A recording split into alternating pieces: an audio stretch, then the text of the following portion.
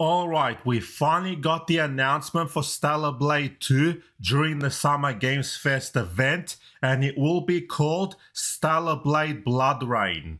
And judging by the trailer, this game does look pretty good. However, I gotta say is that I did not expect them to go this way, because I actually thought is that we're gonna continue playing with Eve and we're gonna go against Mothersphere.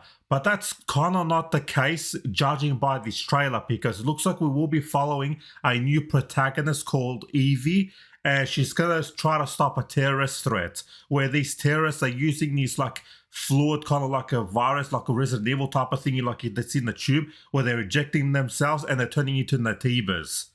Now, that's not to say that Eve and Mothersphere and Lily, they're not going to be in this game, because I'm pretty sure they will be in this game. I'm pretty sure. There's no way they're going to just ignore them at this point. Either they're going to be in this game one way or another, because their stories have not ended yet. I'm pretty sure we're going to see them again in this game. Now, rather Eve is playable in the game, we don't know, because judging by what we saw, she might be playable, she might not be, because I do remember reading something about there being multiple like party members or something. So I don't know if that means we're going to get multiple playable characters, or we're going to be playing different people throughout the points of the game.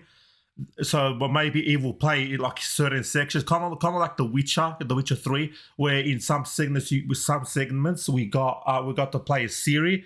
Maybe it'll be the same thing here, but who knows? You know what I mean? Don't quote me on that, but we're gonna have to wait and see whether she is playable or not. But we will be focusing on a new protagonist called Evie going forward in this game. And what they do show with Evie is that she will have a different fighting style, because what they actually show in the trailer is that she's more of a hand-to-hand combat rather than swords and that. But we did get actually like an interview later on, like after the event, which I will go through in a second. But she will have multiple weapons, so she's not going to be just hand-to-hand combat. But that's what they did show us in the trailer. Now, judging by the trailer, like the way I was looking at this is that the city that they did show was quite populated, because if you guys have played Stellar Blade 1, is that you would know that it's a post-apocalyptic world, right? But in the trailer, it doesn't look like that, because it almost looks like they're very well developed now. So this actually could be several, like many years in the future, probably even 100 years in the future for all we know. Because it is like but this city is quite populated. Because the world itself is like, it's getting, it's gone past the post-apocalyptic to where now they've established something, you know what I mean? They're well established now. Because the thing is that as I was watching, this game might actually have a different feel as well, because like in Stellar Blade 1, it's kind of like the end of the world kind of thing, and you're supposed to save humanity and stuff like that. But this one seems to be more like a cyberpunk-esque world, like a city, like a full-on populated city, which is, we're moved past the post-apocalyptic to where we're almost moved into a society now, if you guys know what I'm getting at.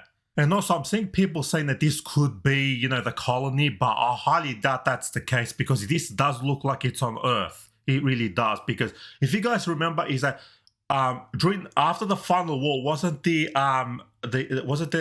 colony extinction takes place, which all the androids was almost all killed or something like that. So I don't think that is the case here.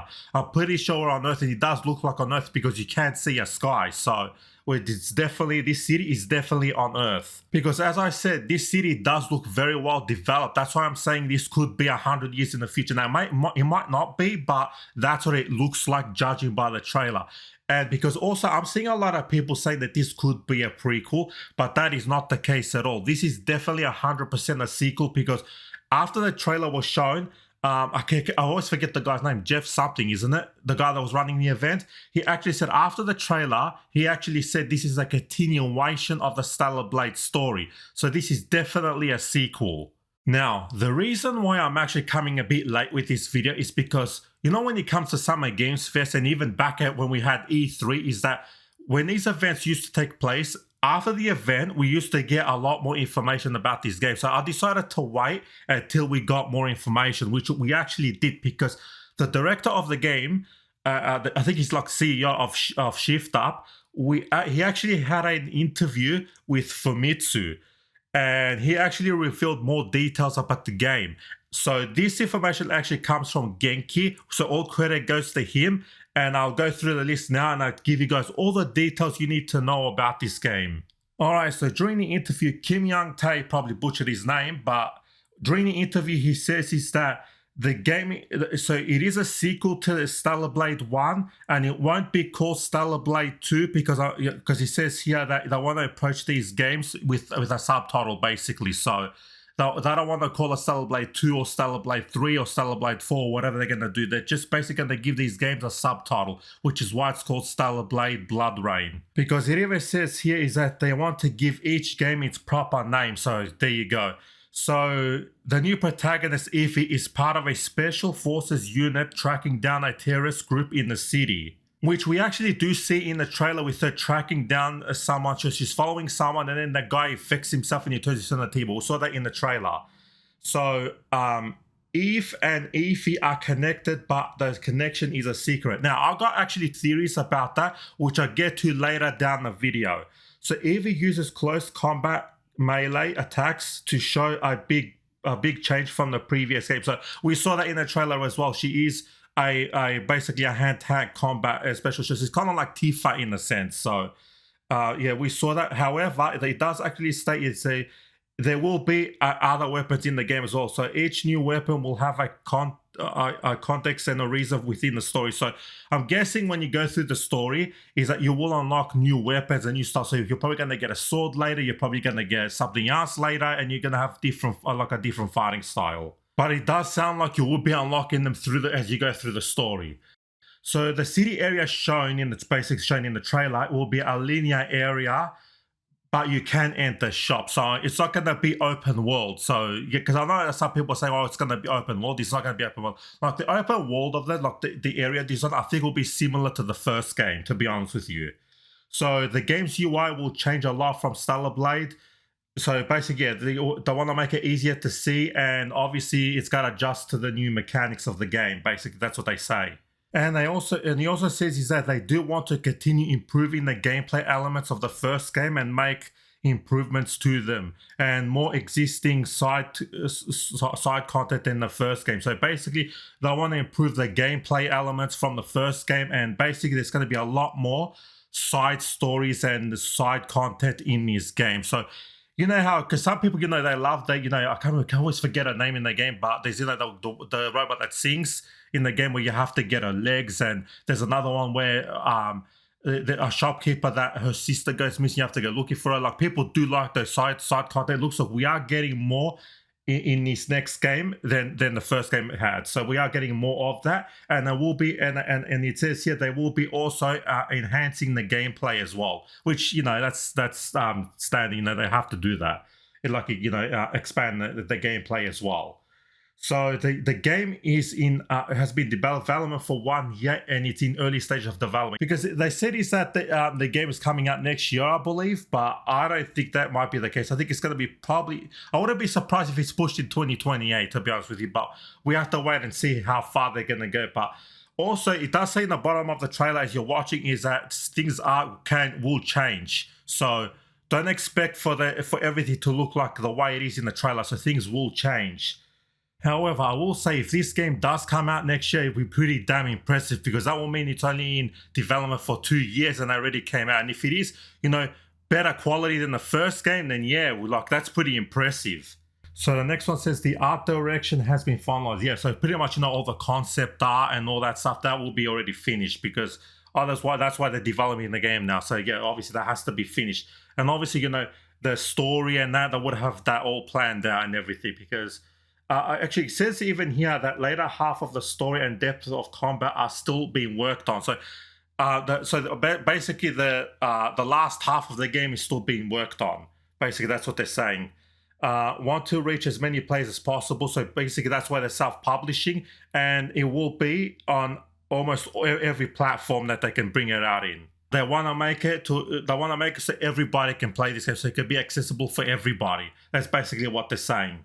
So the next what they say is that they want to make Ify, they want to surpass Eve's charm, and they just don't want to focus on her looks and I don't know if I can say this word on YouTube, so her certain appeal, and they want to use what they've learned from. I don't know how to say. I don't know how to say this. The other game that they have, Nikia. I think that's how you say it. They want to use what they learned from that to apply it to Eevee. So that's basically what they say to make it more captivating. So basically what they want to do is that they want to make Eevee more impressive than Eve, basically. That's what they're trying to say. So yeah, basically that's the end of it. So yeah, that sounds all good, to be honest. I cannot wait to play this game. Now, like I said, I do have I do have two theories to who Eve could be. So I'll get into that now. So it's not a coincidence that her name is literally Eevee, which is very similar to Eve, right? Now, I've got two theories about that and what her connection could be. It's either one of two things. The first thing it could be is that when a Mother Sphere, because she is an angel, right? So Mother Sphere could have created her to try to take out Eve, right? Because I'm pretty sure that it is canon that she does accept Adam's hand and she does become, like half Natiba, half Android ADOS, and half human, you know what I mean? She does turn into the angel thing. So I'm guessing that Mother Sphere wants to take her out now, and she created Eevee to try to take her out. That's one theory, right? However, because of the timeline, because this is what I'm thinking. This is what I think what it could mostly be.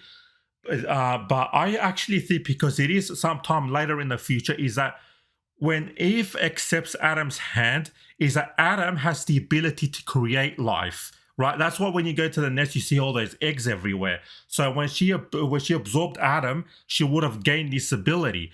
So Eve will probably, because how the pun was, Adam and Eve, right? Yeah, and then they created life. So everything sprouted from them. Like the whole human race sprouted from them. So this could be applying the same thing here, where all the Android ADOS right now are like half human, half Android ADOS, half Natiba, some of them, yeah? So they're spreading from her bloodline, in a sense, if you could put it that way. So, or Eevee could be, she could be literally the daughter of Eve. It could be possible, because the reason why I'm thinking that is that also because she's obviously an angel, but she's also, they can imply that she's like half Android ADOS, half human, and maybe later on down the line you find that she's a little bit of a Natiba, to where, how Eve had the the Taki mode, where she goes into like a Spartan rage, if you can call it. Like she goes she does all those special attacks. Maybe Eevee will have something similar, but maybe her version, which will turn into a Natiba. Not like the ugly version, but maybe what Eve is, like an angel version. You know what I'm saying? That could be the case too, which I think that is most likely that it is that. But we have to wait and see what they actually do, because like I said, I did not expect for them to go down this road. So yeah, so all my previous guesses, I was completely wrong with some of them, because I did not expect for them to go down this route. So yes, my theories could be completely wrong, and it could be something completely different, but it is what it is, I guess. But we're just going to have to wait and see. We're going to have to wait and see what they actually do and what they reveal to us, and we have to wait, obviously, so we can play until we play the game. So yeah, I cannot wait to get into this game and finally play it. So yeah, I rambled long enough. So that's all the information, all my thoughts on the game. So yeah, that's enough from me. Like and subscribe if you like this kind of content. And yeah, thank you for watching.